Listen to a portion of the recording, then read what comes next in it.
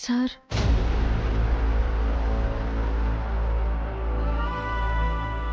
మీకు థ్యాంక్స్లు చెప్పినా మీరు పట్టించుకోరని నాకు తెలుసు.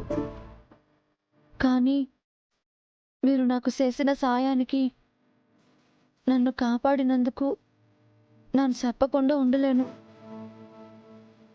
చాలా చాలా పెద్ద థ్యాంక్స్లు సార్. ఇది చాలా చిన్న మాట. దీంతో మీ రుణం తీరేది కాదు, తీర్చుకునే దారి కూడా లేదు. ఎందుకంటే నా పరిస్థితులు అలా ఉన్నాయి.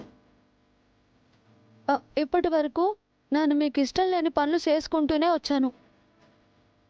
ఈరోజు కూడా చేశాను.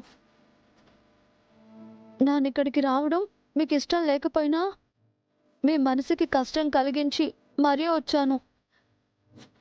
దానికి కారణం మిమ్మల్ని ఇబ్బంది పెట్టాలని కాదు. పైగా అమ్మ వెళ్ళిపోయిన మాట విన్న తర్వాత నా బుర్రకి ఏ ఆలోచన రాలేదు. నా చుట్టూ ఏం జరుగుతుందో నాకే అర్థం కాని పరిస్థితి. అంతేకాని నా వల్ల మీ కుటుంబం ఇడిపోవాలని కానీ గొడవ పడాలని కానీ కాదు. ఇప్పుడు ఇవన్నీ నాకెందుకు చెప్తున్నావు? ఎవరికి చెప్పుకోవాలో తెలియలేదు సార్. అందుకే మీకు చెప్పి వెళ్ళిపోదామని వచ్చాను.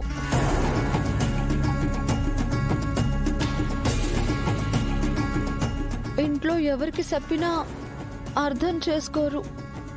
అందుకే మీరైతే వాళ్ళకి అర్థమయ్యేలా చెప్తారని నాకు అనిపించింది. అందుకే మీకు చెప్పి వెళ్ళిపోదామని. నువ్వు నా పర్మిషన్ తీసుకుని రాలేదు నాకు చెప్పి వెళ్ళిపోవడానికి. పైగా నువ్వు అనుకున్నట్టు నీకు సపోర్ట్ చేసే వాళ్ళెవరు కూడా నా మాట వింటారని నాకు నమ్మకం లేదు. అలా అనకండి సార్. మా అమ్మని వెతకాలి. ఎక్కడికి వెళ్ళిపోయిందో, ఏం ఇబ్బంది పడుతుందో. పైగా ఆరోగ్యం సరిగ్గా లేదు.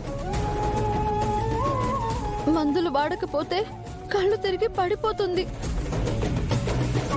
తను వెళ్ళిన ఈ పరిస్థితుల్లో చేతిలో డబ్బులున్నాయో లేవో